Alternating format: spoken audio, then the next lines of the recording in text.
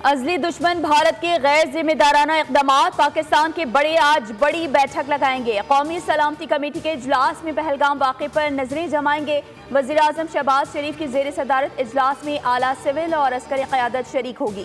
पहलगाम वाक़े के बाद पैदा होने वाली दाखिली और खारजी सूरत हाल पर गौर होगा। आलमी बरादरी में मोदी हुकूमत के भोंडे प्रोपेगेंडे को बेनकाब किया जाएगा।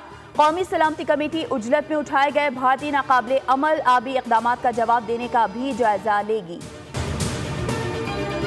पाकिस्तान भारत के किसी भी हमले का भरपूर जवाब देने की पोजीशन में है। फ़ज़ाई हुदूद की खिलाफ वर्जी पर अभिनंदन की शक्ल में दिया गया जवाब भारत को याद होगा। वज़ीर दिफा ख्वाजा मोहम्मद आसिफ कहते हैं, भारत पहलगाम वाक़े पर दूसरों पर इल्ज़ाम धरने के बजाय खुद एहतसाबी करे। माहदे की मअतली खुली जहलियत और खत्ते में अमन के लिए संगीन खतरा है। माहदे को मअतल करने का इक़दाम इंतहाई इश्तियाल अंगेज़ और गैर जिम्मेदाराना है।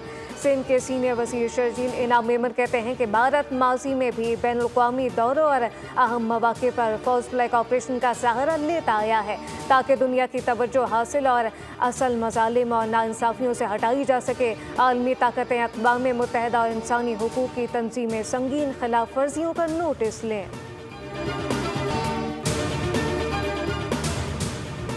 पाकिस्तान हर किस्म की दहशतगर्दी की मज़म्मत करता है। शवाहिद के बगैर पाकिस्तान पर इल्ज़ाम तराशी भारत का वतीरा है। रहनुमा नू लीग साद रफ़ीक कहते हैं, सानहा जाफर एक्सप्रेस पर भारत की जानिब से एक लफ्ज़ भी नहीं कहा गया।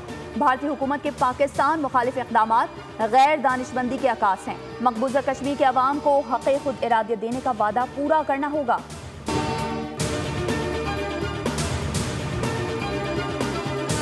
माहिदा सबूताज करके भारत दोबारा ऊंचे हथकंडों पर उतर आया। चिनोट में मीडिया से गुफ्तगू में गवर्नर खैबर पख्तूनख्वा फैसल करीम कुंडी ने कहा कि भारत नाजायज़ फ़ायदा उठाने की कोशिश में मसरूफ़ है।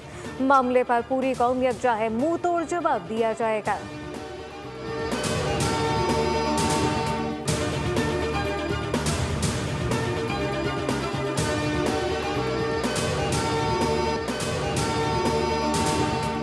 पाकिस्तान स्टॉक मार्केट में शदीद मंदी। 100 इंडेक्स में 2560 से ज़ायद पॉइंट्स की कमी।